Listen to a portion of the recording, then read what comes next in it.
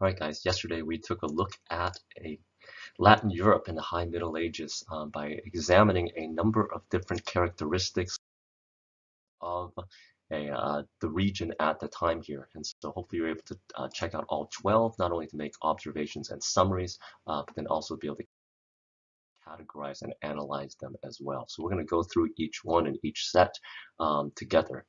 The first one we're going to take a look at is, in a lot of ways, a transformation from a feudalism and really the reurbanization of Western Europe and the growth of cities, or what are known as the boroughs. Okay? Boroughs were kind of known as walled enclosures, and eventually many of these will become towns and be connecting towns both for overland trade routes and also for overseas as well. And this is going to differ from, and you see from a number of the slides, the manor system, where the film talked about this is an age of feudal certainty, right? You are one class, the nobles or another, and you're stuck there in this way, and that's been there for generations upon generations. And the change that we start to get, especially with the Black Death, is the decline of feudalism and the growth of these cities and these towns as well. Okay, there is shifting demographics. People are moving into the cities more and more so, and not only that, but one of the really important groups that grows, because look, we're looking at a structure whereby there is a king, there's a lord, and there's everybody else. You kind of need that intermediary group, right? And that group happens to be individuals like merchants and bankers that are now living in the cities. And not only that, but they're aligning themselves with those who will call themselves kings. And the kings are going to generate alliances with them over many of the feudal lords that existed at this particular time. Okay. Furthermore, there's the redevelopment of markets and really the rebirth of long-distance trade. I mean, how do you think the Black Death spread so quickly in Europe in this case here? And so in this, we find the roots of early capitalism, of free market and free trade in many of these towns. Not only that, but we see the return of specialization. Merchants, artisan, and particularly women who end up in many of these cities, and they become craftsmen. A number of men become physicians, lawyers, government bureaucrats who work for the king. And not only that, but the development of these groups called guilds, basically work communities. So if you're a specialist, for instance, you're a blacksmith or you're a tanner or whatever, or even doctor, or we'll see later on, professors, university professors, they have a specialty that they on one hand want to pass on, but on the other hand, they want to be able to keep within either their family lines or to people that they trust or think they have a certain skill. And so they're going to band together to form an economic community where they can basically set prices. So if you want, let's say, for example, a suit of armor created, you're really stuck. You can go to all of these different armorers, but they're part of the same guild and they're going to offer the same price in this case. So they're going to work together. This isn't free market by any means here, but is a means of economic control. And some of these guilds are so powerful that they will rival the power of a number of states and kingdoms. So that's the first one, the shift from feudalism to the growth and the rebirth of cities in Western Europe. Okay. The second one deals with the Catholic Church and its institutions, and particularly we see the Gothic cathedral that develops over time, and we see a number of different characteristics with the cathedral. The Gothic term comes from the arches that you see that are in the picture there. There are also these foundations known as flying buttresses, so these elements right here on the left-hand side, whereby you have basically pieces that extend out so that you can actually support the building as they're building up and up, because again, these are built across generations as well. So these number of flying buttresses, large stained glass windows as well, which become a key characteristic of these cathedrals. A technology from China, the mechanical clocks, and not only that, but they are big, they are enormous. If you ever sat under a dome before, it really expands out the space. If you've got a house that has a vaulted ceiling, you kind of get that sense where the house feels bigger than the size really is. And so in this case, cathedrals like the Strasbourg Cathedral and others really give the sense that you're reaching to the heavens, and it shows not always the power of the Catholic Church and the resources that it is able to generate in doing this in doing so as well. So this is Notre Dame in Paris, as well, another one of those cathedrals that really are world known in these cases. Now, we had mentioned before, and a question to bring up is, what are the consequences of the plague as a result in regards to the church? And so think about all those things. So come back to the film that we watched and the activities that we did, and sort out how groups like the Flagellants and others will not only weaken the institution of the Catholic Church itself.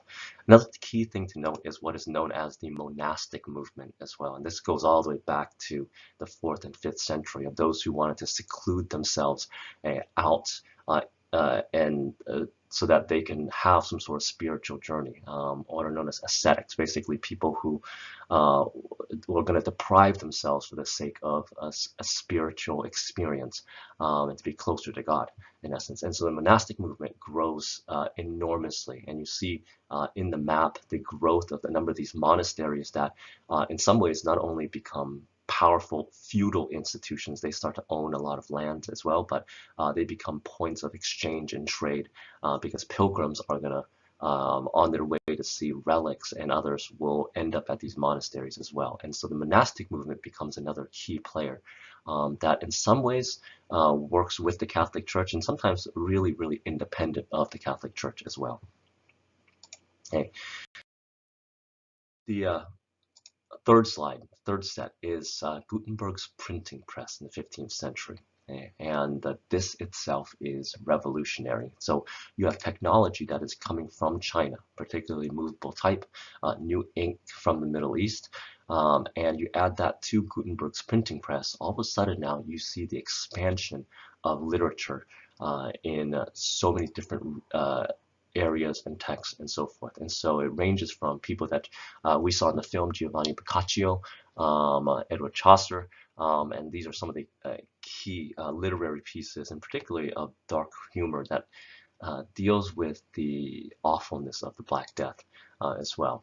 We have the controversy over the printing and the reprinting of the Bible. In this case, can you take the Bible either in Latin, Greek, or Hebrew and transform it and translate it into the vernacular, into English, German, for the ordinary peasant to be able to read for himself or herself? And so this is going to lead to major controversies. You're going to have people people like William Tyndale, who print the Bible in English, and he's executed for it. And so this becomes a really controversial subject here. There are other developments in what becomes known as humanist texts, and so you start to see the rebirth of the logic and reason that comes about from the ancient Greeks, and it's expressed in a number of works by people like Dante and Erasmus and others, where they are going to start to look at the world and see how it functions as is, and be able to develop texts on their own. Then there's another branch known as scholasticism, highlighted by Thomas Aquinas, and this particular subset of literature is about trying to merge together faith, basically religion and science together, and so that they may not have to contradict in these cases here. But what we get with the printing press is also development of academic guilds, and these academic guilds in a sense become universities. And so again, the guilds are basically trying to form some sort of means by which they say, look, I know all these things, I understand all these things, and I have this document, this degree that shows and demonstrates that I am a master of a subject or a doctor of a particular subject. And so as a result of this, you have these guilds in a way it's becoming the modern universities as such. And so they are going to wear things. If you look at the bottom left-hand side here, that square hat that you would wear at the graduations as such as well. So that's Gutenberg's printing press. Fourthly, what we start to see is a challenge from a number of feudal lords, not just in Spain, but predominantly in Spain, of the reconquest of a Muslim-held territory in Al-Andalusia. And so just as a reminder, this is an area in Spain that was controlled by the Muslim Moors, and a place of really diverse culture. Again, we talk about things like the jizya, right, that allows for different groups to live in harmony. And so this is a region where Arab, Berbers, Jews, Christians, Muslims, Germanic peoples, Romans came together to form a really diverse community. And by starting in the 8th and 9th and 10th centuries, a number of Spanish kingdoms in Castile and Aragon, these kingdoms are going to sound familiar eventually, will start to retake much of the Iberian Peninsula, but not only there, but then also in places like in the Mediterranean, like Sicily, and a number of other islands in the Mediterranean as well. Okay. One of the key consequences, and you kind of see that from, there's an image of a migration of people, is the persecution of Jews, often known as pogroms, that will result in the execution of a number, but then mostly Jews either having to convert or fleeing. And for them, it's just not the greatest situation, because if they're told to convert, and they're often seen as traitors, or their livelihood is co-opted by the fact that they were a Jew at some point, and they're just being Christian for the sake of earning money or doing something to that extent, or they leave for home. And so not the greatest situation. But what we do get is a unified Spanish kingdom and others under and heavily influenced by the Catholic Church. There's a real joining between the Spanish monarchy and the Catholic Church as a result of the Reconquista, the reconquest of the Iberian Peninsula. Fifthly, we have the slow deforestation of Europe, and you see that from the Roman times, the Roman Empire, and by the 11th century, a number of lords realizing that their economy is based upon pacifying domains and putting them under farming, under agriculture, and so they start to clear off a number of lands. They start to dig ponds where they put fish in, and they start to establish a number of towns as well. But environmentally, there is a dramatic change in the deforestation of Europe at this time. But for the feudal lords, this is a time where they can generate a little bit more revenue, especially as they start to be contested by many of these local kings.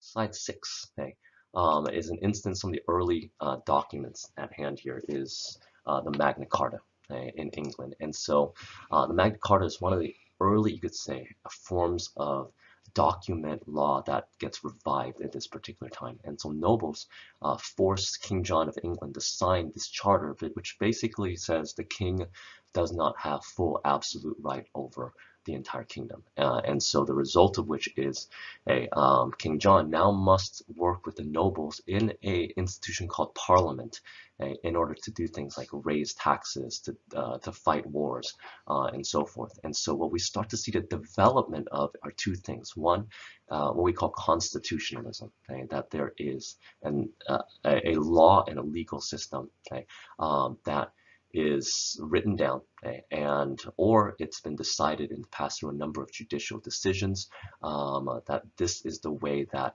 law functions, not under the notion that a ruler makes all the decisions and so forth. And so the result of which are a number of a really extensive set of laws, not just laws, but again, judicial decisions made by judges, local magistrates, and so forth. And so it creates this really rich legal tradition that exists in England, and eventually will spread to other parts that England will colonize as well. 7 is the new medieval arms. And so by the 10th, 11th century, the medieval world is dominated by the lords, right? This warrior class with their own code called chivalry, and others, and basically armed with the horse and the lance and the sword and a full suit of armor and a lifetime of training, the lords and the knights, and many of them are now landowners in the old feudal system, really control most of Europe, and that's why we have this decentralized feudal system. But what we start to see is technology that will break the monopoly of the armored knight. Okay? Weapons like the English longbow, for instance, the French crossbow, and then eventually firearms as well. All of which, now the longbow takes a world of training, but longbowmen can actually fire at a really fast rate.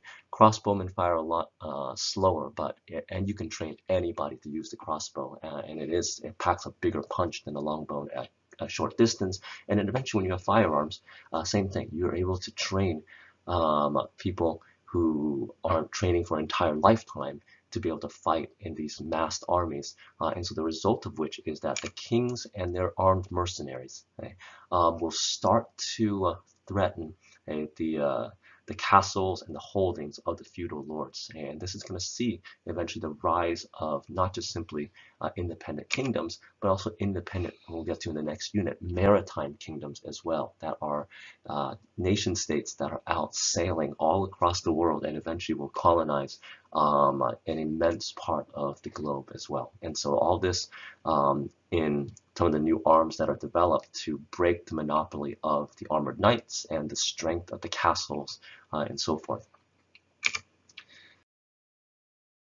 Slide 8 is the transformation of art from the simplicity of the Byzantine mosaics to the type of realism that is found in what becomes known as the Renaissance. And so you see work from all sorts of individuals, paintings from Leonardo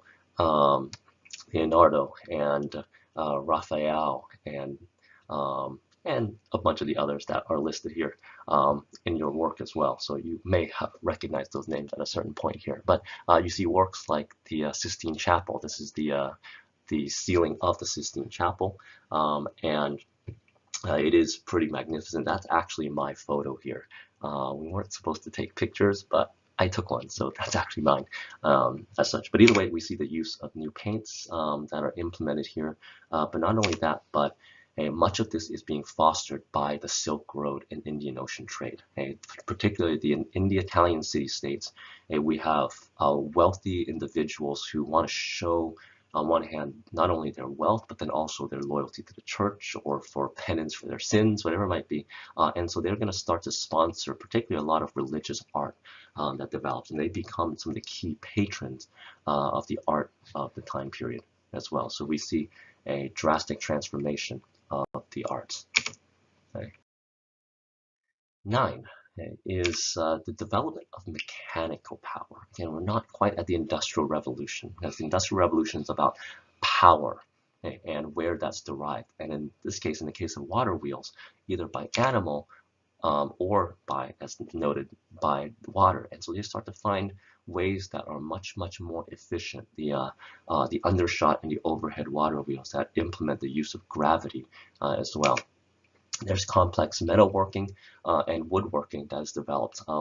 One of the big changes and one of the jobs that were in biggest demand were bell makers, because they were able to shape iron into these bells, and as they start to discover cannons, they realize, hey, it's these bell makers that can actually create cannons and so forth. And so the complex metalworking will allow for some of the technology that will take Europe really across the globe and conquering a good chunk of the globe as well.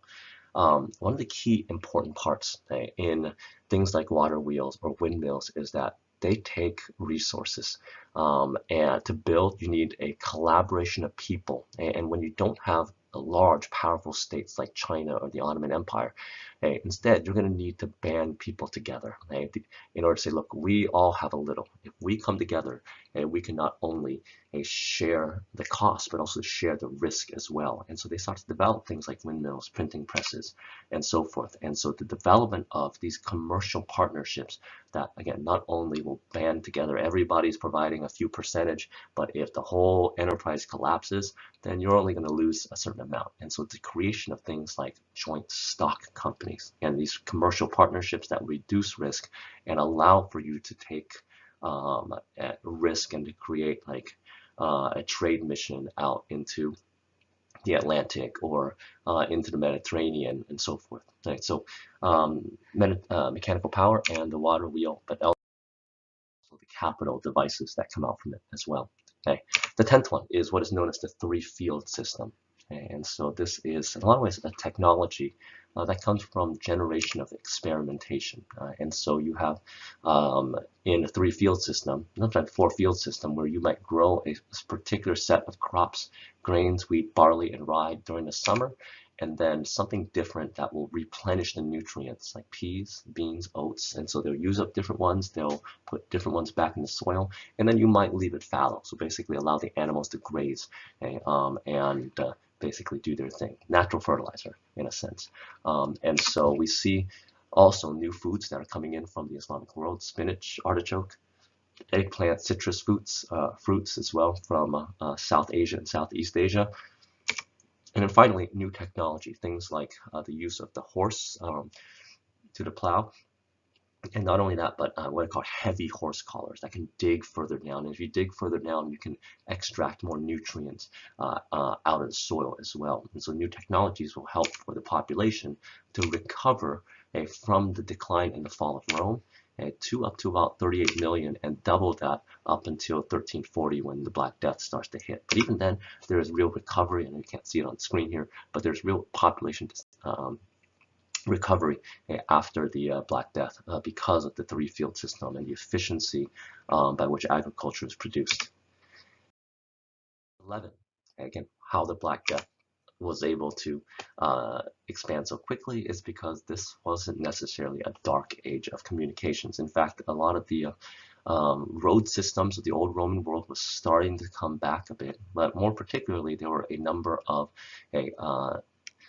naval and maritime powers based upon trade in various regions. The first of which is the Italian city-states, which we've mentioned before, and many of which, by avoiding the traditional feudal structures, were able to build these powerful cities, Venice, Genoa, and others, ruled by these family aristocracies. And in some ways, they're creating overseas empires, trade routes that lead through the Mediterranean and into the Black Sea itself here. And the Italian city-states, in a lot of ways, will become the focal point of European trade during this particular era. There's another one in the North Sea that is run by a group called the Hanseatic League. So we talked about the guilds before. This is, in a lot of ways, an expanded guild where they controlled monopoly on trade of goods that are developed in this area, things like wool and others that are shipped to other parts of the North Sea and eventually into the Mediterranean as well. Okay. And finally, we'll get to it in the next unit, the birth of these new maritime nation states: England, France, Portugal, and Spain, many of which are seeing the cost of traded goods where they want to avoid Italy and the Italian city-states because they're paying a lot more for these goods. And so they want to try to find a way to bypass them and all the middlemen, the Italian city-states, the Ottoman Empire, and so forth, leading eventually to exploration of the Atlantic as well. And then finally, this is in a lot of ways our conclusion here, the revived economic system, where it's not as if feudalism goes away and declines here, but you have in the top here, the feudal castle, the feudal lords and nobility, they don't go away. They are weakened by the Black Death, by the kings, but they're still around and they'll stay around for a long time. In this case here, you also have these powerful cities that develop as sort of mediators of the time, and also the expanders of European influence across not just the rest of Europe, but also into the Middle East as well, generating a number of merchant communities, bank investment, capital investments, and so forth. In many ways, making connections across Europe, and oftentimes initiating exchange by credit and debit for the first time, right? So, why bring a shipment of gold from all across the European continent? Instead, why not let's just have a sheet of paper say, I owe you this, we do business every year, so let me create an IOU, creation of credit and debit for the efficient exchange, which will eventually lead to the use of paper currency and other banknotes as well. You see the development of long-distance trade in those ships there, ships such as cogs, flutes, caravels that will take Europeans eventually again across the globe. The revitalized Roman road system, where you see the inn, that's on the bottom left-hand part of the image. And then finally, all the guilds and the skilled craftsmen that are developing some of the technology that is going to be instrumental for European expansion eventually across the globe. And so therefore, the period after the Middle Ages are often called in really nice terms like the Renaissance, the scientific revolution, the age of exploration, and also we'll get to the Protestant Reformation as well. And all of these are very much from the European perspective, because in a sense, scientific revolutions and renaissances have been happening all across the world, in China, in the Middle East, and we've been learning a lot about that in this case here. All right, so with that, go ahead and I hope that was helpful in understanding the rest of Latin Europe in terms of why it will become a key power to come in the next unit.